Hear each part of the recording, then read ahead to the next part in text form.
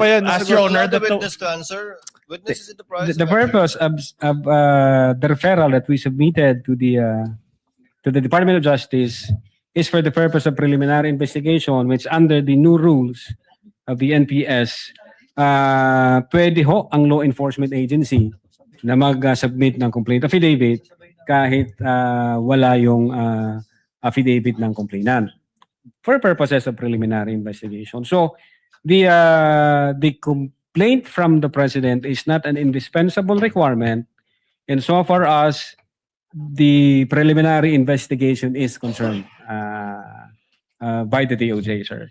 So let me clarify. You received instructions to conduct an investigation against VP Sara from the DOJ, which is under the Office of the President, and the investigation, in that investigation, BBM was allegedly one of the offended parties. Again, Your Honor, hindi ho ako nakatanggap ng Wait, direktiba. there's no question yet. There's no question yet. And yet, BBM has control over both the NBA and the DOJ. Your Honor, Is that a fair summation? Your Honor, now, I will not object now. Conflating yan. Conflating two things yan. Ask and answer. Same point, Your Honor, please. Many times over. Control of the President over the DOJ, control of the DOJ over the NBI. Ask and answer All right. many times over. Considering Tsaka they're conflating two different things. Una, yung sa kaso ng grave threat. Pangalawa, yung exercise of supervision and control. Dalawang magkaibang bagay yun. So kung hindi siya nag-file ng kaso, it's up to him. Counsel again, kindly wait for the presiding officer to recognize you. Witness may answer.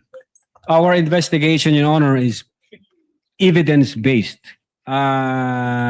Nung pinag-usapan ho namin ito, nung ina-analyze ho namin ito, nung nag-follow kami ng mga phases at analysis, we believe and we agree that among ourselves na buo ang ebidensya, kompleto ang ebidensya,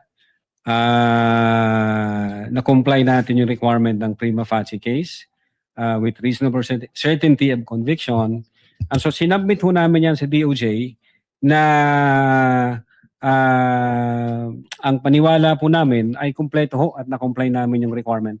all right, either way, ng kaso. okay. Either way, the NBI can initiate its own investigation when necessary, correct? The NBI can initiate its own In investigation. fact, you mentioned RA 10867, correct? Yes, sir. And please allow me to read Section 5G thereof. It says, cases involving threats to security or assaults against the President, the Vice President, Senate President, Speaker of the House of Representatives, and Chief Justice of the Supreme Court. You confirm this, correct? Yes, sir. My next question to you is this. While you conducted a motu proprio investigation to help BBM, FL, and the former speaker, did you also conduct a motu proprio investigation to help VP Sara? Yes, Your Yes. Honor. The fact that we Hindi lang siya sent nag-participate. a December 2, 2024 letter, we informed the Vice President na iniimbestigahan din namin yung alleged threat laban sa kanya. So kailangan namin makakuha ng valid information, confirmed data or any apparent violation of our revised penal code or any Alright. special law. You know yung ang purpose ng letter namin, Your Honor, to inform the Vice President na iniimbestigahan din namin yung alleged threat laban Your sa Honor, kanya. it's a yes or no answer. Can we ask the... Mr. Witness, Attorney Latok, this is the second time you've mentioned your December 2 subpoena. So the curiosity of the presiding officer has been picked.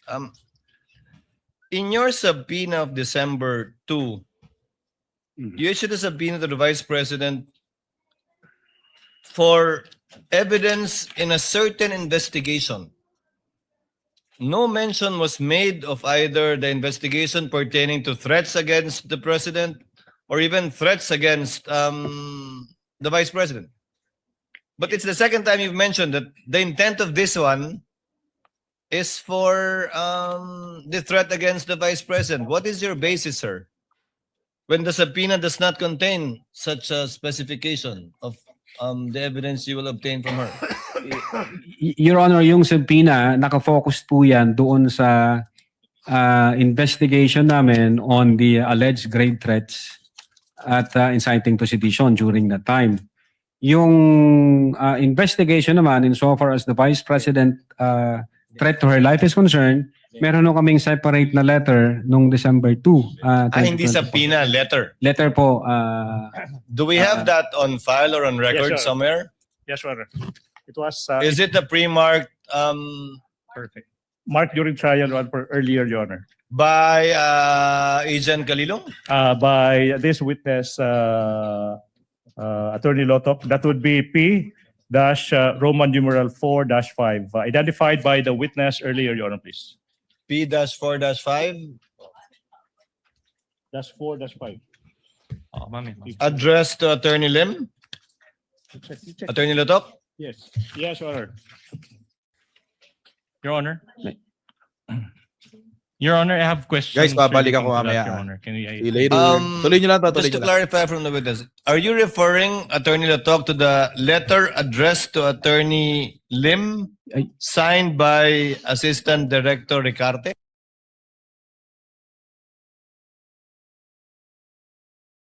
Yes, Your Honor. Assistant Director. This is the one that's referring to the alleged attempt of NBI to investigate the threats against the Vice President. Yes po, Your Honor. Counsel, you may proceed. all right. In fact, since we're on the topic, let me direct your attention to that NBI letter issued by Glenn Ricarte dated December 2, 2024. Again, for the perusal of the senator judges, this is pages 155 to 158 of the AOI's Annex G9. You confirm this? That this was sent out to the Vice President?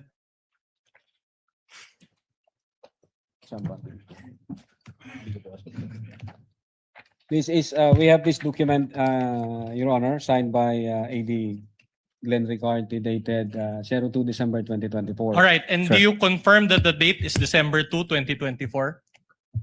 Based on this document, sir, yes. All right. Let me read, and read with me, please, the last two paragraphs. And I'll try to be very clear. It says here, we are hoping that we have assisted you properly. Can we flash that, please? Baba pa.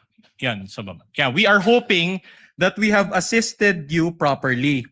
We would be grateful if the Vice President will visit the NBI and participate on the ongoing investigation. As the schedule of her appearance, she is anticipated to appear on, can you read the date, please? 11 November 2024 at 10 a.m. at the Office of the Director, National Bureau of Investigation. So you provided the date, you provided the time and the place where VP Sara is supposed to appear, correct?